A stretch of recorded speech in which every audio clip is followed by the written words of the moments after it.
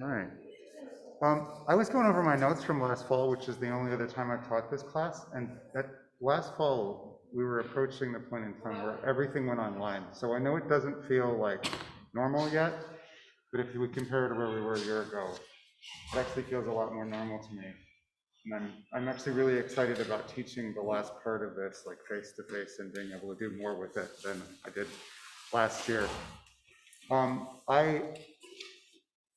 I expect to have a final exam, and I wanted to kind of direct your attention in what I'm pretty sure I'm going to use as the comprehensive exam question for that final. I won't give you the exact details. I think that would be unwise. But one of the things I think is really interesting about this humanities sequence as a whole is the attention it places on the human person and our sense of what it means to be fully human. So I'm going to ask a comprehensive question that asks about the development of the idea of human nature and like what we think the human person is and is like across this kind of 200. And then it will be a question that will allow you to, like the questions you've been getting, draw on different texts to kind of prove your answer. But I thought maybe I should give it out before we talk about all these sources, because as you're working through the sources, you can start to think about, well, how would I use this in my comprehensive question? Because this particular source today is a source that you like, it's wonderful for that, because King has a really specific view of human nature, where our dignity comes from, that I want to tease out of the text. And like when we get to it, you can like put stars and circles around that part of your notes, because I think it will be useful for you as you're thinking. Today again we'll do civil rights and King. Monday the Hansberry text, and then we have Thanksgiving break, which we're all I think really excited about. And then after that, the rest of the course is a little, I wouldn't say haphazard, but it doesn't tie together as neatly because we get closer and closer to the present. But we'll talk about different kind of moments in recent history, and I confess that the last part of the course is going to get more intensely historical because it's the discipline I know pretty well. But we'll try to do some fun things with it. The very last class, I haven't quite settled on the reading yet. It says C.S. Lewis. I might do C.S. Lewis, but I also have a couple different ideas. And I don't know, if any one of you has something that you're just absolutely dying to talk about the last 2 weeks, suggest it to me. Last term, there was a unique student whom I love named Jonah, and Jonah suggested that Noah suggested that we ought to read Dr. Seuss. And so we did, and it was interesting. I learned things from it that I didn't expect to learn about culture in the Cold War era.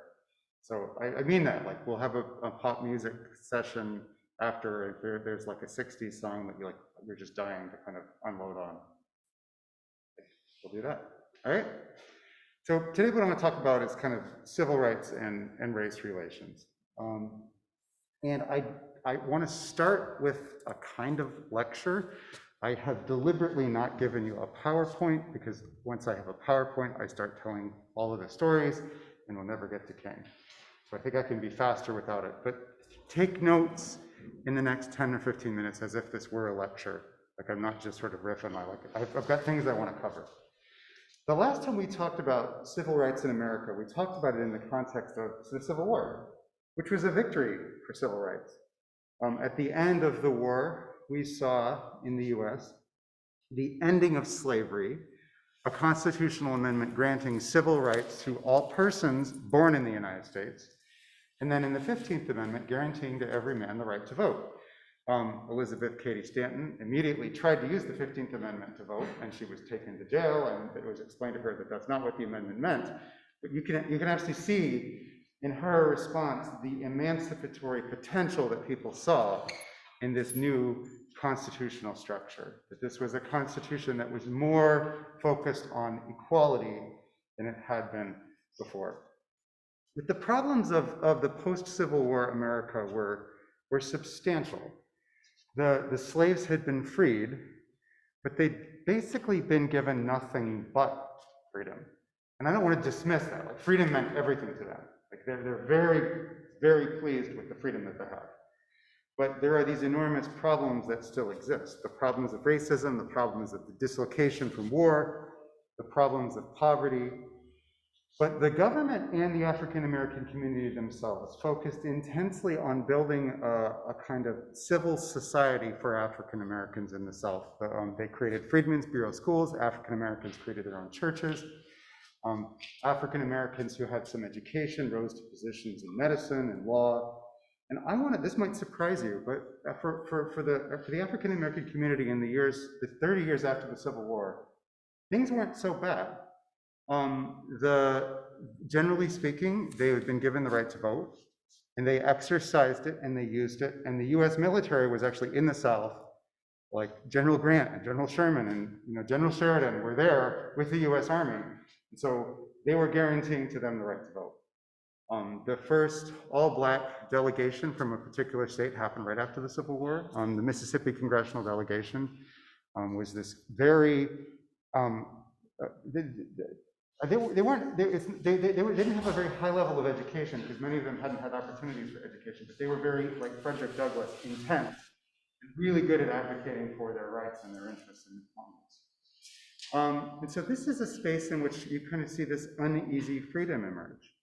Now, this is a bit of a puzzle if you read Martin Luther King, because the America that he's describing in 1963 has less freedom for African Americans than the America of 1873. It's like, how did that happen? I think we Americans believe, because we're moderns, we believe in equality. We believe that science will kind of give us better phones in the next generation than we had in the present generation. And we believe in progress. Like we still have this idea, but if you look at American history, there's a reason that King is so dismissive of this idea of progress. King's whole approach here is why we can't wait. And he's not willing to wait because he doesn't believe that progress is natural. It doesn't seem like that's been the experience of the African American. They had more rights in 1873 than in 1963. So I've hinted at ways in the course that you might connect to the answers to that. America in 1863, under President Lincoln, was a nation that was committed to equality and dedicated to the proposition that all men are created equal, as Lincoln says in the Gettysburg Address. And this belief that all people have these natural rights that are given to them, not by the march of history, but by God, right? The laws of nature and nature's God entitle us to these rights. And so that's a vision of kind of natural rights.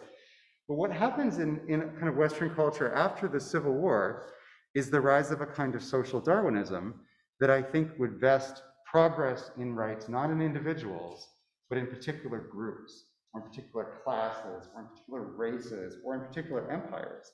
And that those empires had to struggle and overcome one another in order to be fully free. And like, this is tragic from my point of view, and this is just really kind of my theory, but it's the theory I think happens. In America by the 1890s, Americans are more persuaded by social Darwinism than they are by the ideas of the Declaration of Independence. So you do see segregation emerge as the dominant kind of race relations paradigm in America. It emerges in the 1890s in the context of an economic depression and a lot of conflict over immigration in America. So it's easy for political parties to kind of say to the Southerners, well, yeah, you've got your problem in the South, we have our problem in the North, and we're going to deal with it with a set of laws that are going to kind of legislate morality for these groups. The way in which this happened in the South is complicated because the Constitution forbade the kind of discrimination that happened. So you had to create sort of these legal tricks by which, how do you disenfranchise someone that the Constitution enfranchises? Well, maybe you don't disenfranchise them on the basis of their race, maybe you do it on another basis. So one of the strategies that was commonly used was a poll tax, whereby everybody who wants to vote has to pay a flat tax. And it was like, it might be 20 bucks in the law, but 20 bucks then is a lot of money. How many of you would pay $500 for the privilege of voting? Nope. I would have as a student, but that's because I'm a political science nerd. Like I'm a political junkie, like political junkies would.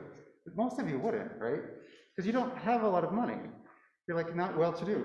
So a poll tax in Louisiana would disenfranchise the vast majority of African Americans because the vast majority of African Americans were poor farmers and they couldn't afford it.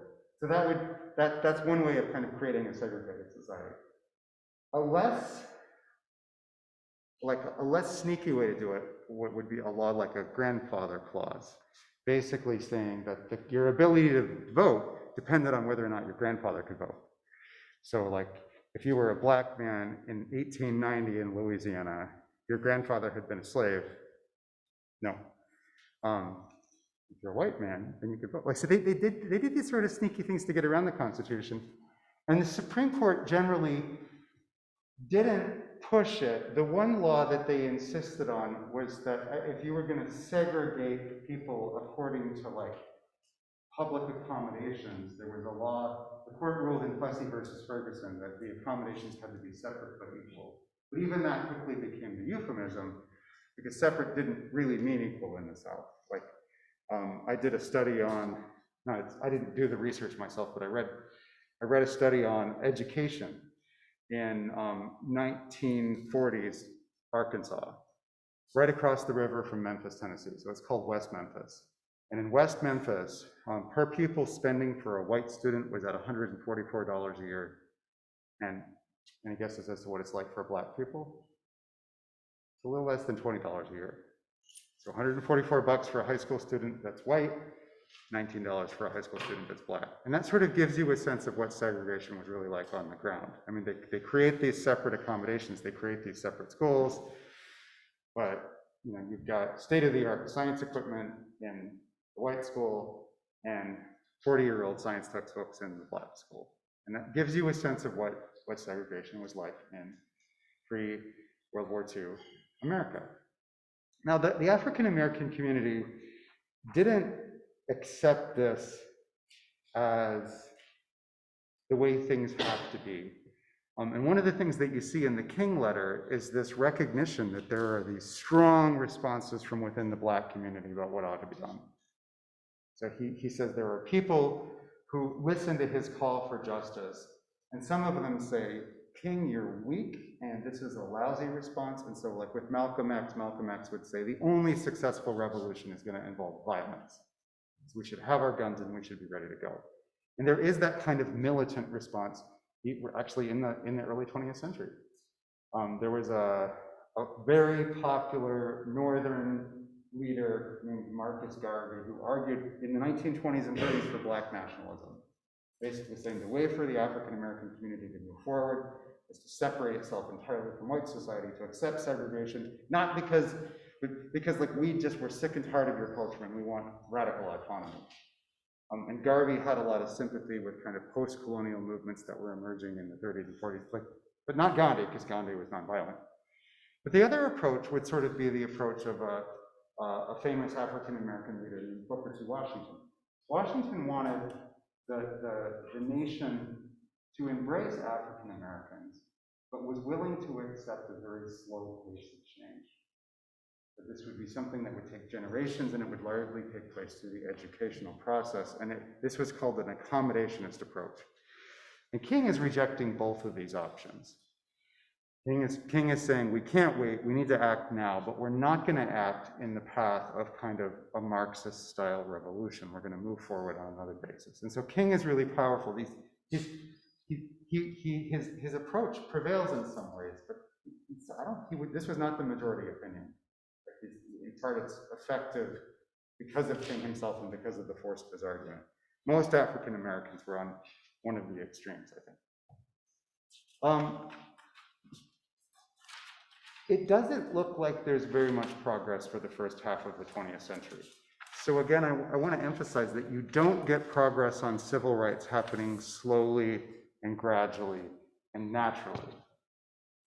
In fact, what seems to happen is things get slowly and gradually worse. Prominent African American leaders in the 1900s still have access to the White House. Booker T. Washington actually goes to visit Teddy Roosevelt in the White House at one point in time. But like in the 1930s, that doesn't happen at all.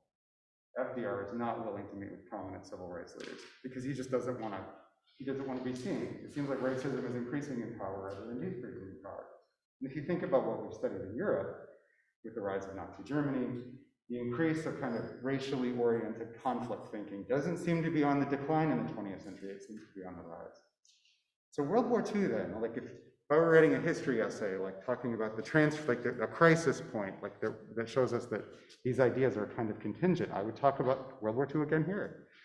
The war is tremendously important because you see the defeat of Nazi Germany, but with the defeat of Nazi Germany, you see this commitment on the part of, I think, the dominant American society that they're going to make this a war for democracy and for liberal values. By liberty here, like we're getting close to the present, so it's going to be really tempting to see liberty as liberal as Barack Obama and like a kind of the American progressive left, but I'm still using liberal in this kind of broader 19th century classical sense. Liberalism is about individual freedom, about free speech, about freedom of expression, about the right to government by consent. And World War II then was a sort of commitment that those are the principles that America was going to stand for in the world. So there's an opportunity there, especially then because of the conflict with the Soviet Union.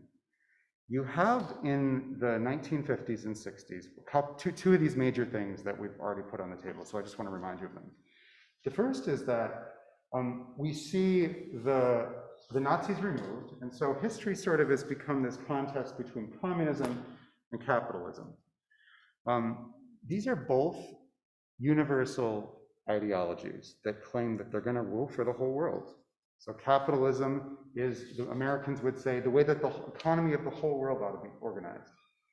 And the core values there are liberty and opportunity. Well, communism also is this core ideology that wants to rule for the whole world. What are its core values? Think about this. You've read Solzhenitsyn, you kind of have a sense of this. What are the core values of communism that it wants to spread all over the world? Not a rhetorical question. You got this. Yeah. Okay, that's actually a true answer, but that's not what they tell everybody. They don't say we want the world to obey Moscow, even though it's true, because that's lousy propaganda. It's a good answer, but think about the propaganda. Yeah. It's nationalism before individualism. Yeah. So the group before the individual, but they don't even nationalism. Like that describes the reality. Russians are better than everyone else, but they don't. That's not the propaganda, right? You guys have a really realistic view of the Soviets, and that makes me happy because I want you to have that. But in order to understand the appeal of communism, you need to understand why people would find the ideas attractive. What do they offer?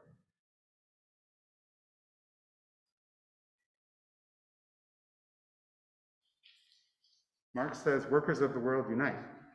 You have nothing to lose but your chains. Like, why would that be attractive?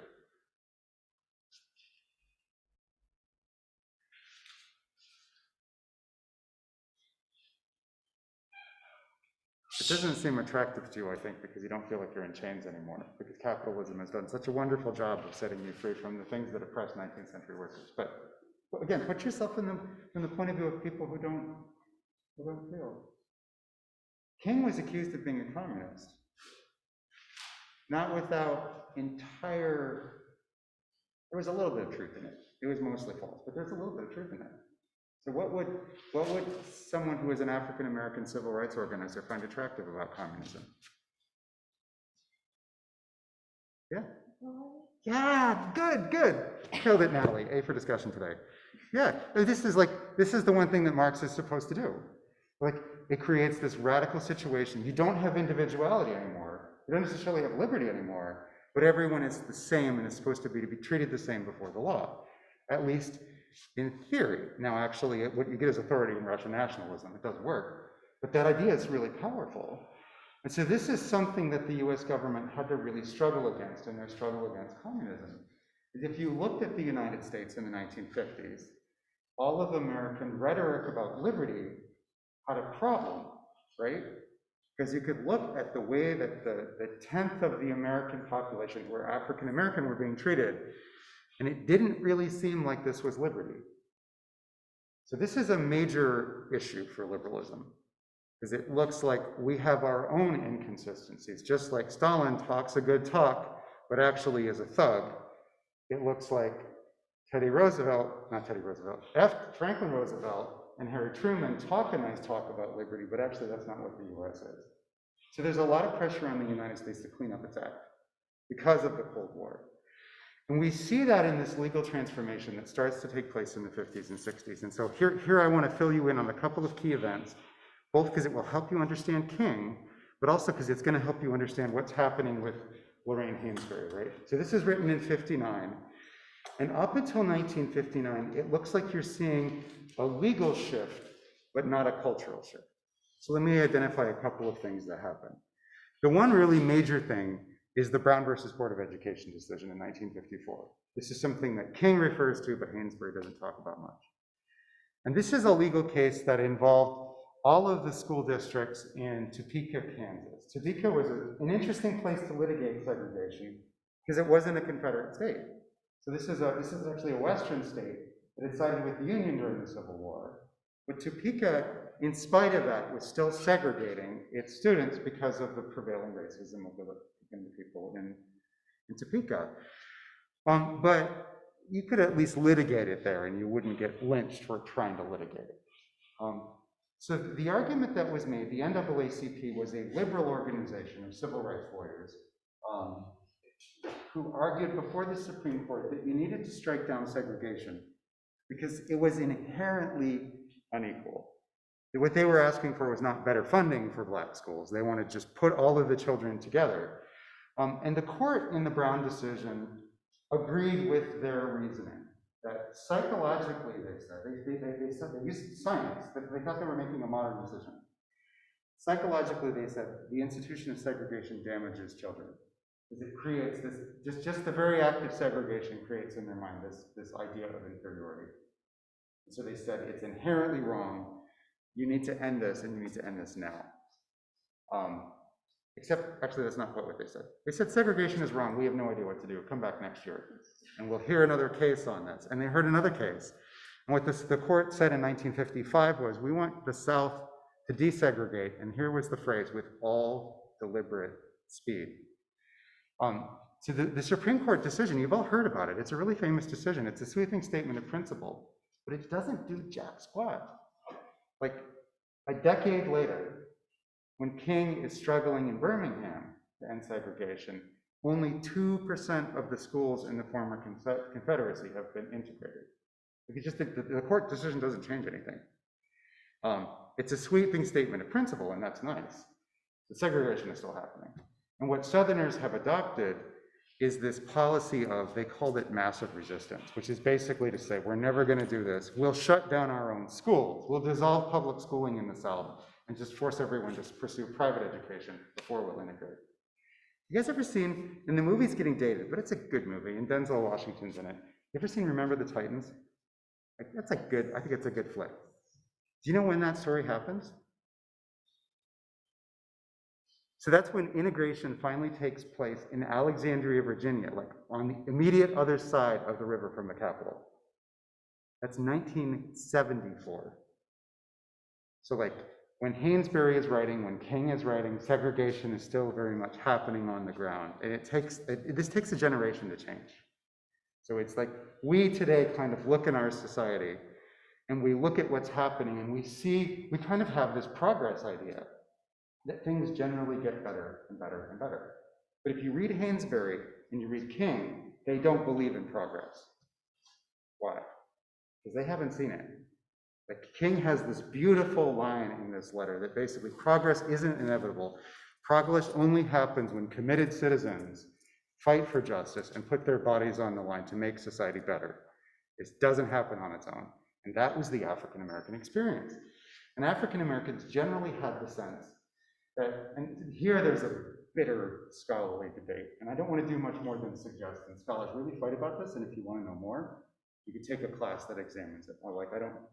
This will be a while, but I think in spring of 2023 or something, I'll teach my Modern America class, where that really dives into this in a deep way. But probably half of you will be graduated by that point, and it's okay. But scholars disagree about how the civil rights struggle actually, like what changes about it. Probably most scholars want to give someone like King the credit and say that what actually changes the system is the advocates. I agree with that, but I think it's a both and, because the federal government also decides that they have to do something about this just because of the pressure on them from the global scene. So think about what's happening in that collapse of empire lecture I did, right? So Ghana's getting its independence, Vietnam's getting its independence, Kenya's getting its independence, Egypt's getting its independence. All over the world, people of color are kind of asserting that they have this right to be free and autonomous and decide for themselves what they want to do. And you've got black nationalists within the United States arguing a similar line. So the US government really needs to kind of find a way to mediate this situation so that you don't have some kind of a race war in America. People are genuinely concerned and afraid about that in the 1960s. So the federal government starts to step in and pursue these changes. You get these two other events in the 50s that you should be aware of that have happened before Hansberry and the letter from a Birmingham jail. The one is the discussion about Little Rock, right? So Eisenhower responds to the Brown decision by, he doesn't initiate this, but a group of 9 high school children from Little Rock apply to and are denied entrance into Little Rock High in, I think, 1956, 1957. So what Eisenhower does to make sure this happens is he sends in the 101st Airborne, which is like this crack paratrooper group that basically won 1944-45 for the Americans against the Germans. I mean, this is as elite as they come. He sends them into Arkansas, which is a clear signal, like, that this is going to happen. And so these 9 students get a high school education, and there are these places that integrate because they're forced to. And that sends a powerful signal to most of the South that hadn't been Confederate. It's time to change. But that's not the only way that change happens, right? The other person you should remember thinking about how does change take place is somebody like Rosa Parks, right? Rosa Parks doesn't work for the government. She's never worked for the government. She's a seamstress in Montgomery, Alabama, and she refuses, at one point in 1956, she refuses to get off of a white seat in the bus and move to a black seat in the bus because it's wrong. And she says, like, I'm just tired. I don't want to get up. I'm done with this. Now, what you miss in that simple story, which I presume you all learned in high school, is that Rosa Parks is not just an elderly black seamstress. Like, King talks about her in this way, but that's deceptive. Because Rosa Parks had been an activist for her entire adult life. I mean, in the 1930s and 40s, she'd attended, at one point she's a secretary for the NAACP. And at one point in the 1930s, she was involved in this place in Tennessee called the Highlander Folk School, which is a labor organizing school that was run by people connected to the Communist Party. Like, I'm deliberately trying to make these civil rights leaders a little bit more scandalous than we usually make them on Martin Luther King Day, because that's precisely how they were understood in the 1960s. King is seen as dangerous, not because he doesn't believe in American values, but because he believes in equality, and that seems like a communist value. And so he's a dangerous figure, a far more dangerous figure than we remember him as. Okay, so I think that's probably what you need to know in terms of background. Let me say, yeah, I should stop talking, but I just love telling stories so much. Let me say one more thing in terms of the contrast. There's a real contrast between the Hansberry story and the King story, right? In that Hansberry is giving you a story in Chicago, right, where there isn't de jure segregation, meaning there aren't laws that are enforcing segregation. So Walter Lee has the right to vote in Chicago in a way that if he was living in Alabama, he wouldn't. That actually really matters. It changes the nature of the system. It changes the nature of the reforms. So that the struggle that the Youngers are having in the play is a struggle of poverty. It's a struggle of residential segregation. It's about quality of schools. Like, a lot of those issues are still around. But King is actually dealing with a different kind of segregation. So let me stop and try and start the discussion, or I'll just lecture and then we'll be done. What does King describe as the problem of segregation in this letter from a Birmingham jail? What is he fighting against?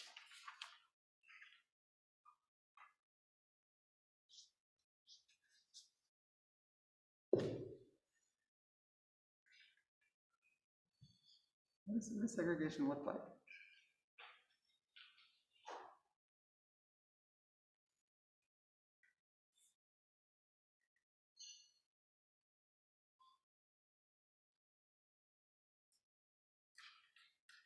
Yeah. Comes out from like a moral sense that also doesn't make sense morally, it's just, and then it's sort of Yeah. justify his views as well. Yeah, so totally right, but that's King's case against segregation. Like, I want to just kind of talk about what is this thing? Like, what is it? What's happening? Because you get a really vivid sense. The beauty of reading the play is it gives you a really vivid description of what it's like for an African American family in Chicago. And like, you could sort of look at the set and look at the couch and understand, yeah, this is a family that's stuck in poverty. But what's different about Alabama? Yeah. There's like the literally laws Yeah. and stuff versus in the Hansberry, it's more just like social. Okay. Versus in the South, it's like the laws. So like African Americans literally aren't allowed to use the same bathroom Right. or sit on the same thing on buses. Right. It's more like Right. law. Yeah. It's not just the culture that pushes people apart. There are laws that actually segregate and push them away. Segregation in schooling, segregation in lunch counters. He has this really vivid description of having to tell his little girl that the amusement park is not open to Black children, right? So that kind of segregation is real, and it does create this constant sense of inferiority, right? So tell me about I want to get to the why is it wrong, but King's strategy for opposing segregation is unique, right? We've already talked about the dominant strategies, which is, okay, work within the system, try to change the laws, don't make a stink, you don't want to get lynched. And then there's the Malcolm X strategy of, we're going to have to get our guns and be ready to fight because violence is the only way this system is going down. And King actually offers a third way. So how does he propose to fight against segregation? This is a great case study for social justice work, even if you aren't specifically fired up about the civil rights issue, but want to fight for social justice in other ways. This is like the textbook on social justice activism. But how does he do it? So the obvious way to start is to say, why is he in jail? He's writing this from jail. How did he get himself into jail?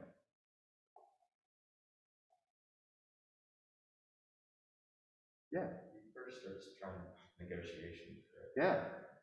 Yeah. So he operates first not from a militant position, but from a position of goodwill, saying, here are some things we would like to change. We don't think we're going to get these changes through the government, but there's no reason why a private department store in downtown Birmingham has to have these signs up in its window basically saying, Negroes not wanted.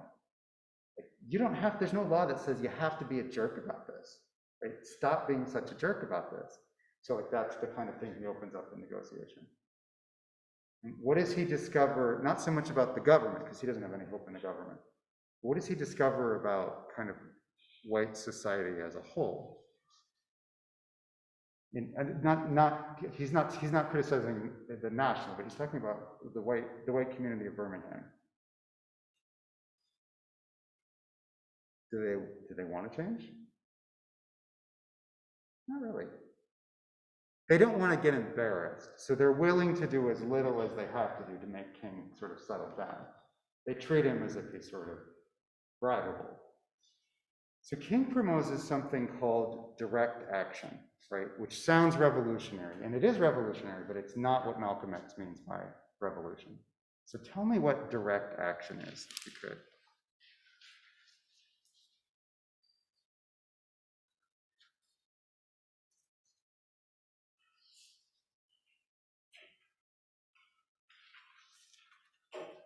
I don't want to apply this too directly to Houghton because I don't want to be seen as instigating some kind of a civil rights protest at Houghton that might get me fired or anything, right? But imagine if there's maggots in the food at the cafeteria and the administration refuses to do anything about it. What do you do as a student body?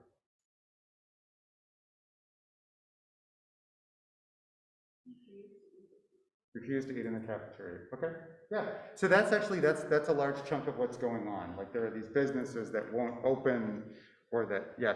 So if a Woolworths won't open their lunch counter to you to eat in there, you won't shop there, full stop. So the boycott movement is really strong and really powerful, and it's having an impact. But that's not what King means by direct action. That's an example of indirect action. So what would direct action look like? You gotta do something actually visible to show how upset you are about the quality of food. What'd you do? Yeah. Give me an example, would it be like a request not getting much to see? Yeah. Yeah, so like you could actually get in line in the cafeteria and stand there and refuse to move and shut down the process so that it was impossible to serve food. Like at which point, like somebody's got to intervene, right? That was the motivation behind the sit-in movement at the lunch counters. College students your age would go sit at these places where they weren't allowed to order food, and they would occupy all the seats so that the store would lose money. But it does more than that. Like what happens when white folks start showing up and like pouring salt and throwing ketchup and mustard at the young people who were very well dressed who were sitting at the lunch counters? Well, the media starts to show up and they start covering it, and photojournalists start taking pictures, and the pictures get regional coverage, and then they get national news coverage. And King is really savvy about that. Let me give you a little bit of background on Birmingham. King chooses Birmingham for this direct action, right? He doesn't have to choose Birmingham. He chooses Birmingham because it's the most segregated city in America. And the police commissioner there was a guy by the name of Bull Connor, like really aptly named. And Bull Connor's sense of kind of policing the community, he had an armored personnel carrier. And instead of driving around in a normal car, the way you might expect, like by the Dukes of Hazzard or something, he's actually driving around in an APC, policing the districts for like, this guy's over the top. So King is like, yeah, let's go there. But it's even more surprising because Bull Connor has just lost an election, so he's a lame duck. If they had waited 6 months and acted in Birmingham, there would have been a newer, moderate police commissioner, and the whole thing would have played out differently. So King actually deliberately chooses to go to a place where he's likely to get arrested. Why? What does he want from direct action?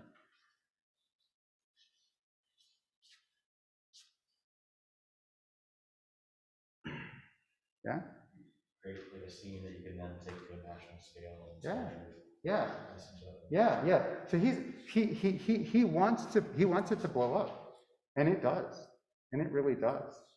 So he asks for a permit to protest, and they don't give it to him, and they don't give it to him. So he's like, it's okay, we'll march anyway. So a key part of direct action, and this is something he learns directly from Gandhi, is this idea of civil disobedience. Like this is a stupid law. It's not just stupid, it's immoral. And we're going to break it, but we're going to break it not with an eye toward causing a revolution of violence, but with an eye toward sort of forcing the system to act against us, the way the British acted against Gandhi. And that's what brought the Indian subcontinent like out of British hands. When Britain arrested tens of thousands of protesters, and it sort of became this international circus, and Britain was they had to choose then between their liberal principles and the way they were acting in India. So King wants a similar confrontation. So Connor's like, all right, let's do this. He raises the bail limit in Birmingham from like $200 to like $2,000. So basically, if you got arrested as a college student, you needed $20,000 to bail yourself out, not like $500. Like you couldn't bail yourself out. And so the college students marched, and they all got put in jail. And so King goes back into his churches, and he's like, I need more volunteers. And like, there are people who are saying to King, like, are you sure about this? But so he starts sending 12-year-old girls and elderly men out into the streets. And Connor at that point just sort of snaps, and he turns the police dogs loose on them. So there are these horrifying pictures of like people being attacked by wild dogs and by fire hoses and the whole national media is watching that. And so then thousands of people are arrested. King is arrested. And that's the situation in which King writes this letter. He's gotten the nation's attention now.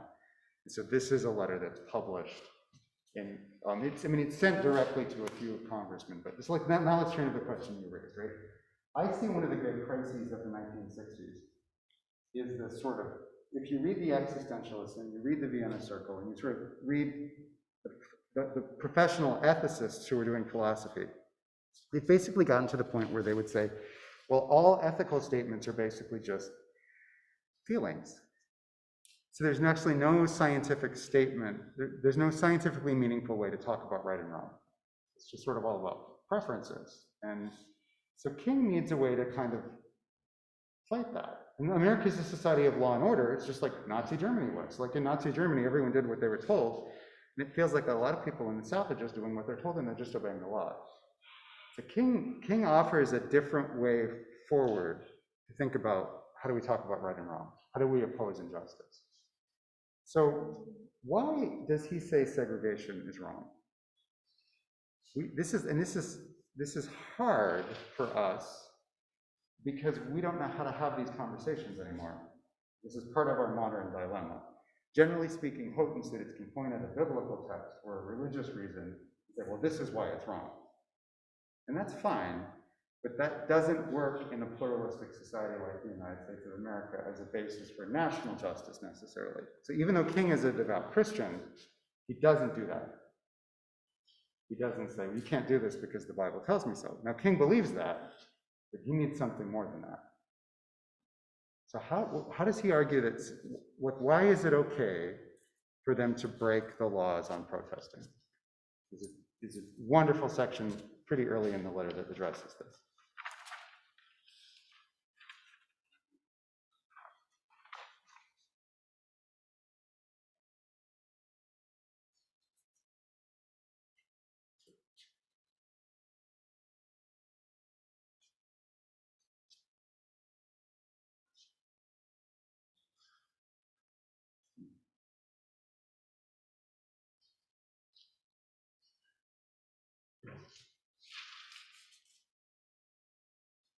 I mean, this is the dilemma of the mid-20th century. Like, how do you say the Holocaust is wrong?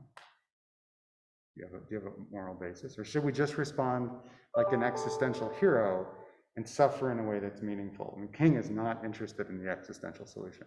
He needs another answer, an answer that will get him justice.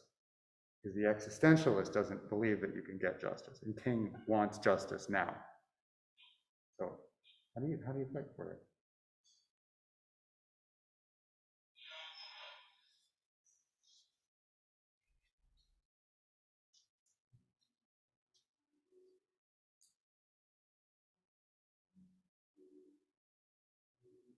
He says it's my page 4, but you didn't get pages. He says, one may well ask, how can you advocate breaking some laws and obeying others? He says there are two types of law. What are they? Yeah. So there's one that's a moral law or nature's law that Right. are set apart by God, and there's Right. man's law that goes against that moral law. Right. Okay. Yeah, really good.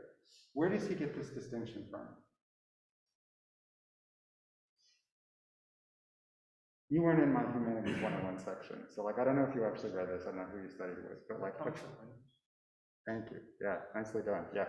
So when I teach 101, I always teach Aquinas, and which is hard because Aquinas isn't fun. But this is why I do it. That way, when you get to this point in your education, you're like, I've read this before, right?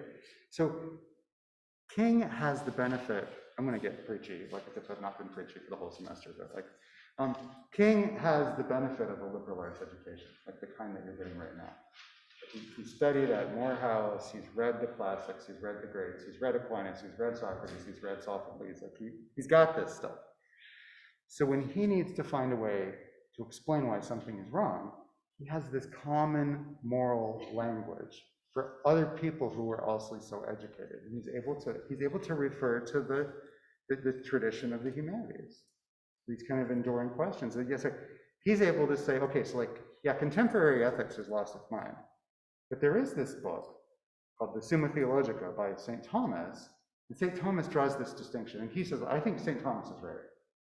And like every Roman Catholic in the room is forced to agree immediately, because, right? But then like, and remember, he's writing this to a group of pastors. Like, you're pastors, you have to believe that there's a distinction between. So there's a moral law, and there's a law that's made by humans. And if a human law isn't rooted in this natural moral law, then it's unjust. So you can't just do whatever you want. You can't be an existentialist. You can't just kill somebody for the experience of killing somebody, the way that one of the heroes in Camus' The Stranger does, right? Not existentialism. But you do have these obligations. And so he wants, this is a sort of, Gandhi does something with civil disobedience that's similar, but he grounds it in the Hindu tradition.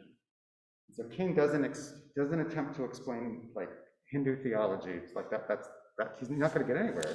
He explains it using the Western tradition. So he says, I would agree with St. Augustine that an unjust law is no law at all.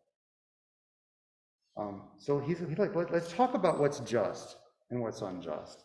Like, injustice is developing all of these devious methods to prevent, he says, to prevent Negroes from becoming registered voters. There are places where even though Negroes are a majority of the population, not a single Negro is registered to vote. Can any law enacted under such circumstances be democratically structured? So he wants to say, like, this is going to require action. You cannot assume that people who hold power will give up power voluntarily. You're going to have to force them to do it. And you don't need to do it through violence. There are these methods of love that will allow you to confront an authority and bring people to justice. But you have to be willing to confront them. So King has this really powerful image that I think then is picked up by a lot of other activists in the 60s, right? He talks about how you need to be willing to put your bodies on the line. And this is actually where what he's doing feels a little existentialist to me. Like, you have to be willing to suffer. You have to be willing to sacrifice yourself for the sake of the greater good. And so that's what all of these children are doing. That's what these elderly men are doing. That's what these, all of the college students marching into prison are doing. Is they're putting themselves on the line to sacrifice for the sake of America. And King makes a real difference to the extent that, and the reason he kind of succeeds, I think, is his ability to use this Western intellectual tradition and to convince the authorities that they're going to change. And they do. This is a hopeful and a tragic story simultaneously. So I've got like 2 minutes left. Let me kind of walk you through the wonder and the horror of what happens. So King gets let out of jail. He then does his March on Washington, where he gives his famous I Have a Dream speech, which is heard by millions of people and really sort of shocks the conscience of the nation. And King does it by defending equality with American values. He's quoting, My Country 'Tis of Thee, he's quoting the Constitution, he's quoting the Declaration of Independence, he's quoting the Bible. Like, our tradition leads us toward this equality of opportunity, equality of character. And in 1964 then, the Congress passes a Civil Rights Act for the first time in 80 years, striking down most of the segregation. And the following year, there's a Voting Rights Act. But in 1965, at the moment when it feels like things are changing, the national mood turns really sour. There are major race riots in most American cities, in part because too many civil rights activists have been killed. People like Medgar Evers, Malcolm X is assassinated in 65. Martin Luther King is later assassinated in 68. So like there's hope and tragedy here. The laws actually change, and you see the national mood actually shift pretty significantly in the 70s and 80s. But you don't get peace, and you don't get the beloved community, and it seems like the cycle of rage is growing And this is connected to other kinds of injustices. This is profoundly connected to the Cold War. I mean, Martin Luther King in the last year of his life is aggressively campaigning against the Vietnam War, because he sees the Vietnam War as one of these struggles of white people against colored people, he would say that, everywhere in the world. And so that actually makes America fairly, like, King is controversial. I like his point, but we sanitize him at our risk.